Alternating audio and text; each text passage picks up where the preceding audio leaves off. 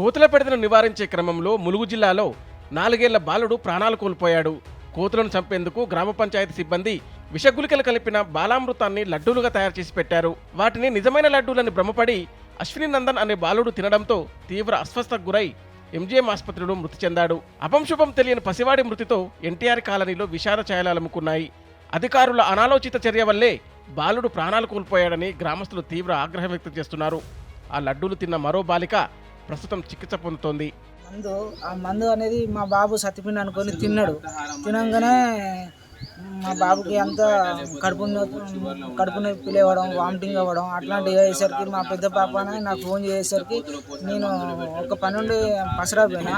Phone చేసేసరికి 5 నిమిషాలలో వచ్చేసరికి నా కొడుకు కడుపు నొప్పితో బాధపడతా అంటే ఏమైందిరా అంటే డాడీ కడుపు నొత్తుందని అనేసరికి ఇమీడియట్లీ నేను అంబులెన్స్ ఫోన్ చేసి తీసుకుని వెళ్ళాను. ములుగు తీసుకొని వెళ్తే అక్కడ నుంచి వెళ్ళి ఇక్కడ కాదు బాబు ఇమీడియట్లీ నువ్వు ఎంజిఎంకు రిఫర్ చేస్తానని ఎంజిఎంకి రాశారు.